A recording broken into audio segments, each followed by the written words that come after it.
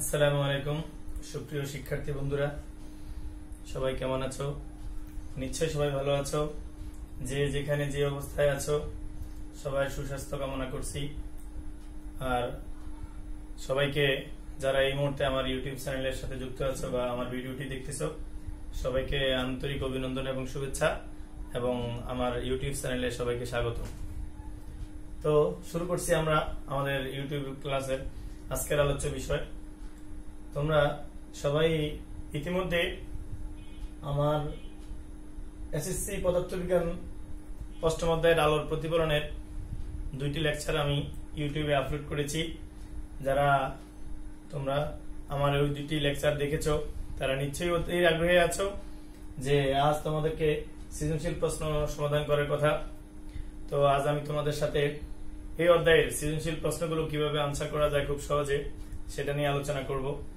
তার আগে যারা আমার চ্যানেলে নতুন এসেছো তাদেরকে আমি একটা সাজেস্ট করব যে তোমরা ইতিমধ্যেই যদি নতুন এসে থাকো তাহলে আমার ইতিমধ্যে আপলোড করা এই অধ্যায়ের বিষয়ের যে দুটি ভিডিও আপলোড করেছি তোমরা ওই দুটি ভিডিও কমপ্লিট করে তারপরে আমার আজকের আলোচ্য বিষয়গুলো যদি দেখো তাহলে তোমরা খুব সহজে আশা করি বুঝতে পারবা।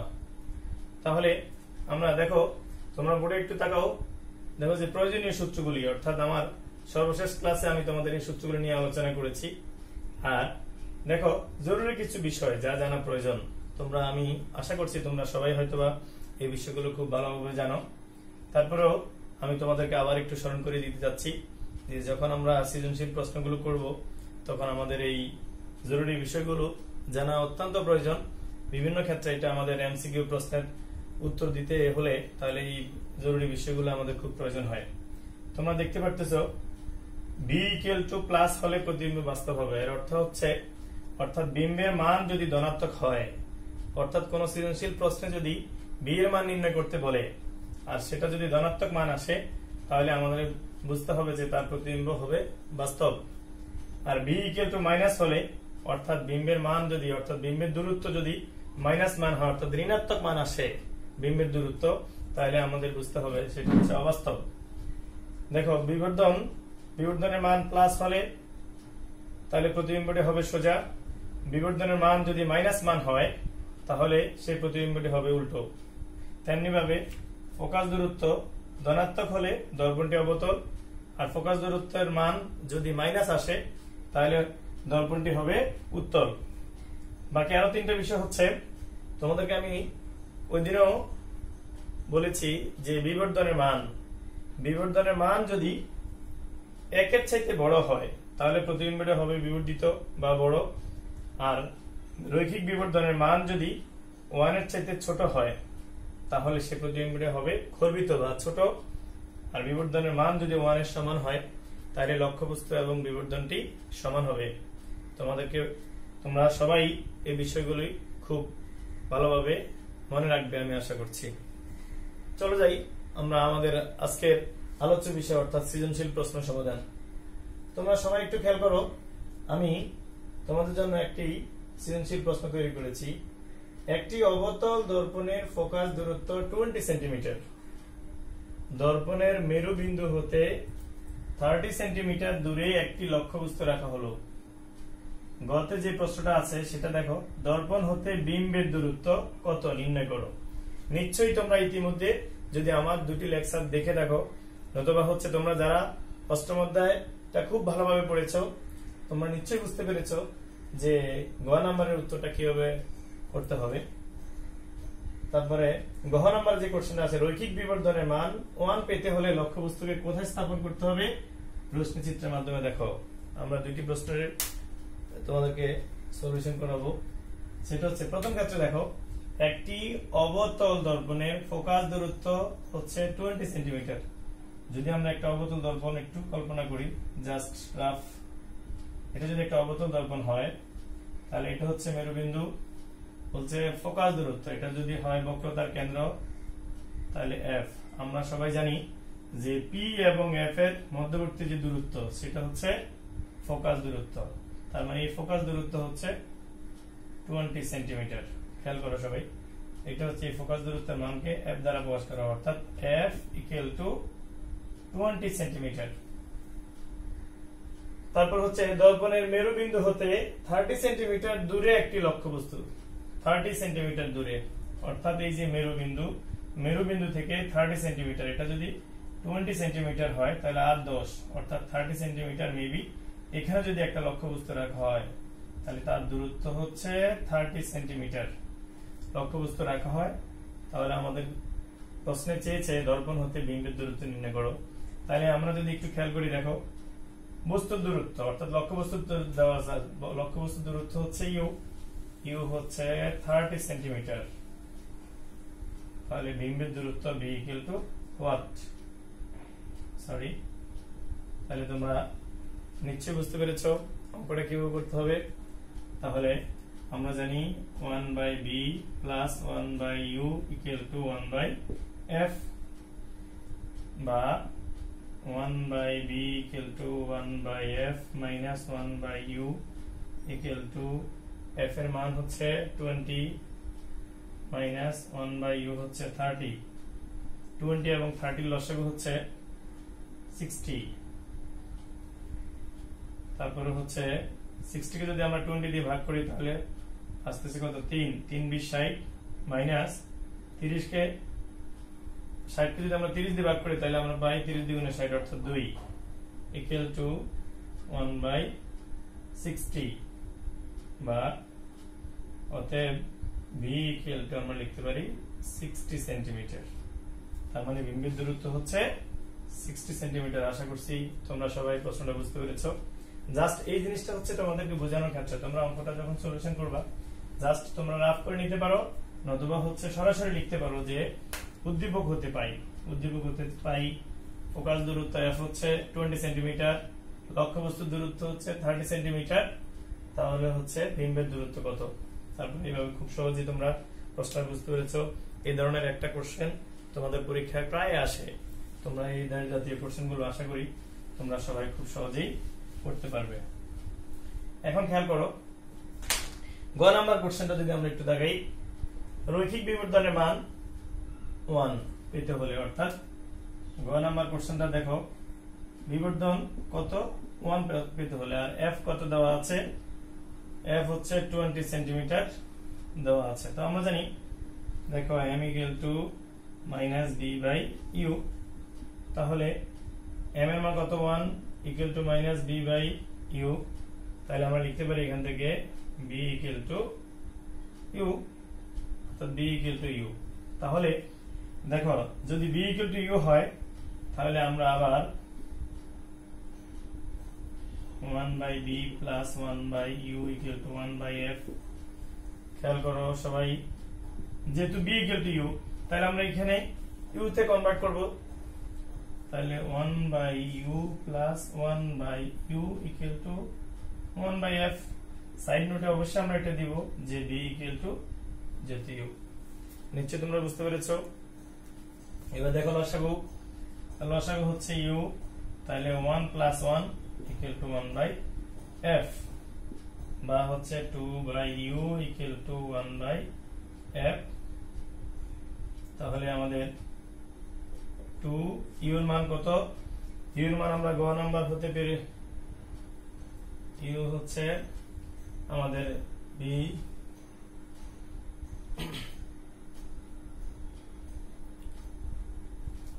f এর মান হচ্ছে আচ্ছা 1/f, তাহলে 2 এর 2 উপরে u, এর মান আমাদের কত দেওয়া আছে 30, আর 1/f হচ্ছে 20। এখন যদি আমরা আর গুণন করি তাহলে দেখো, তাহলে আমরা খুব সহজেই অঙ্কটা সবাই সমাধান করতে পারবো। তাহলে এখান থেকে আমাদের কিসের মান বের হবে, ইউর মান বের করবো আমরা। খেয়াল করো ইউর মান যদি আমরা না বসাই তাহলে আমরা খুব সহজে অঙ্কটা করতে পারি যে 2/u equal to 1/20, অতএব u equal to 40 সেন্টিমিটার। তার মানে আমরা লক্ষ্যবস্তু ইউর মান 40 সেন্টিমিটার দূরে লক্ষ্যবস্তু আছে। এখন বলছে যদি রৈখিক বিবর্ধনের মান 1 পেতে হয় তাহলে লক্ষ্যবস্তু কোথায় স্থাপন করতে হবে তা প্রশ্নচিত্রের মাধ্যমে দেখা হয়। তাহলে দেখো ইউ ইকুয়াল টু বি। তাহলে আমরা বলতে পারি যদি রৈখিক বিবর্ধনের মান 1 পেতে হলে অর্থাৎ U equal to B equal to যদি 40 সেন্টিমিটার হয় তাহলে আমরা রৈখিক বিবর্ধনের মান পাবো। নিশ্চয়ই তোমরা বুঝতে পেরেছো। যদি গাণিতিক প্রবলেমে তোমাদের কোনো সমস্যা হয় তাহলে আমাকে অবশ্যই কমেন্টস বক্সে কমেন্ট করে জানাবা, আমি তোমাদের সলিউশন দেব। ওকে, এবার দেখো আমরা রশ্মি চিত্রের মাধ্যমে তাহলে ব্যাপারটা আরো ক্লিয়ার করি তোমাদেরকে। দেখো এটা যদি একটা অবতল দর্পণ হয়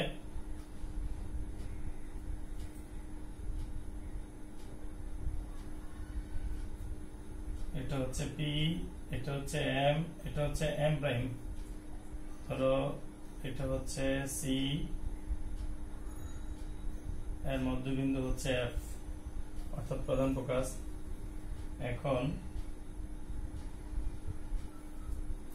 এফ যদি 20 সেন্টিমিটার হয়, খুব ভালোভাবে খেয়াল করো তোমরা, বলা হচ্ছে একটি অবতল দর্পণের ফোকাস দূরত্ব হচ্ছে 20 সেন্টিমিটার। তার মধ্যে হচ্ছে এটা যদি 20 সেন্টিমিটার হয়, আমরা যেহেতু জানি F equal to R by 2, তার মানে হচ্ছে আর ইকুয়াল টু কি হবে 2f।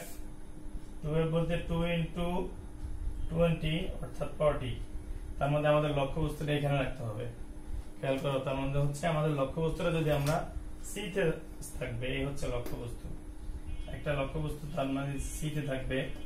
তারপরে এই সি দূরত্ব, এটা হচ্ছে লক্ষ্যবস্তু। লক্ষ্যবস্তুটা যদি এ ও হয় তাহলে দেখো আমরা জানি লক্ষ্যবস্তু থেকে একটা আলোক রশ্মি যদি প্রধান অক্ষের সমান্তরাল দর্পণে এসে পড়ে তাহলে তা প্রধান ফোকাস দিয়ে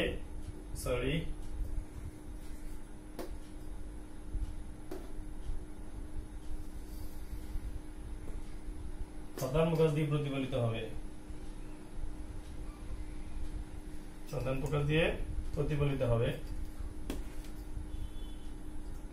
ডিরেকশন অবশ্যই দিতে হবে।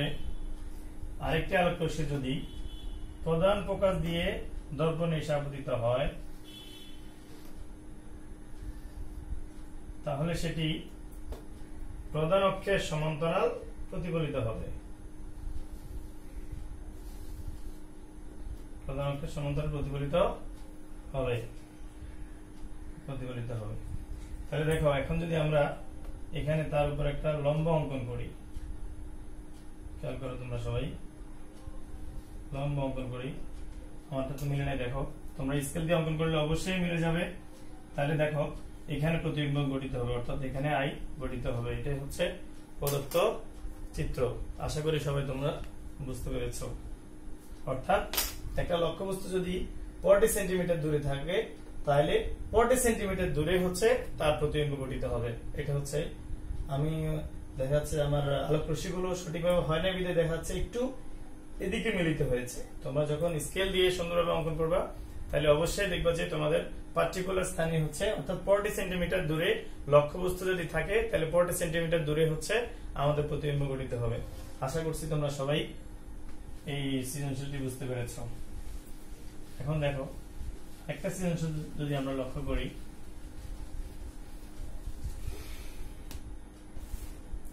যদি এমন হয় ধরো একটা অবতল দর্পণ,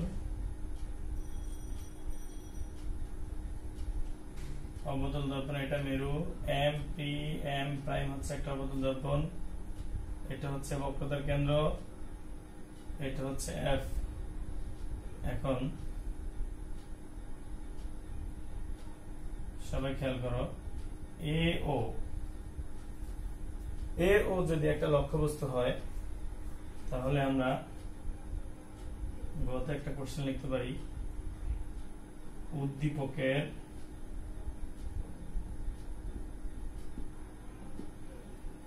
উদ্দীপকের লক্ষ্যবস্তুর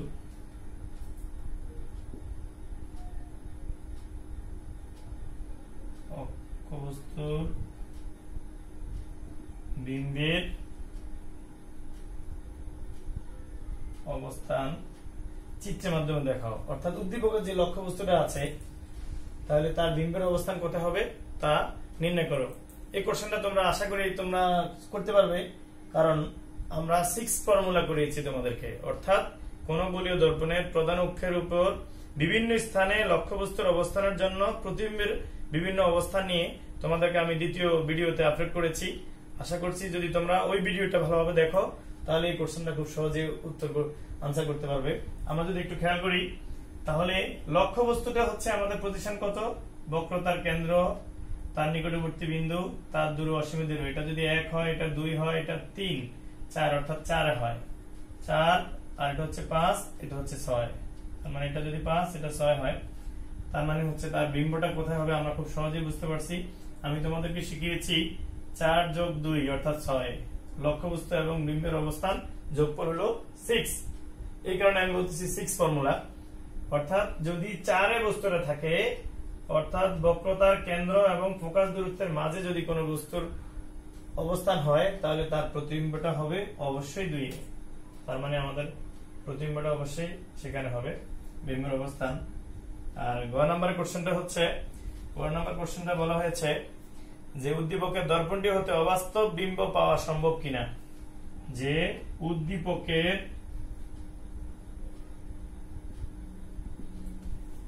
দর্পণটি হতে অবাস্তব প্রতিবিম্ব পাওয়া সম্ভব কিনা তা রশ্মি চিত্রের মাধ্যমে দেখাও। বলো তো বন্ধুরা যে এই কোশ্চেনের উত্তরটা কি তোমরা পারবে? আমি নিশ্চয়ই আশা করছি যে তোমরা অবশ্যই সেটার উত্তরও পারবে, কারণ উদ্দীপকের দর্পণটি হতে অবাস্তব প্রতিবিম্ব আমরা 6 ফর্মুলায় যদি দেখি, 6 ফর্মুলাতে তাহলে দেখতে পারবো আমরা খুব সহজেই একটি মাত্র ক্ষেত্রে, অর্থাৎ বস্তুর অবস্থান যদি মেরুবিন্দু এবং প্রধান ফোকাসের মাঝখানের কোন বিন্দুতে হয় তাহলে সেটা প্রতিবিম্ব, অর্থাৎ বিম্বটা হবে দর্পণের পিছনে। আর দর্পণের পিছনে যদি কোনো প্রতিবিম্ব গঠিত হয় তাহলে আমরা বলতে পারবো সেটা হলো অবাস্তব প্রতিবিম্ব। আশা করি তোমরা বুঝতে পেরেছো।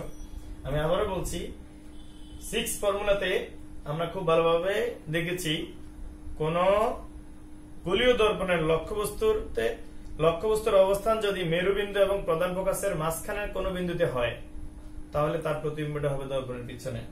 তাই আমাদের এটা আমরা রশ্মি চিত্রের মাধ্যমে অঙ্কন করতে পারবো। আমি তোমাদেরকে বলছিলাম যে 6টা চিত্র অঙ্কন করতে, তাহলে আশা করছি তোমরা এই প্রশ্নগুলোর উত্তর খুব সহজভাবে বুঝতে পারো। সহজ কথা হচ্ছে এই অধ্যায়ে আমার যে প্রথম যে ভিডিওটা দিয়েছি তোমাদেরকে সেটা ছিল বিভিন্ন বেসিক কিছু বিষয়ের উপর।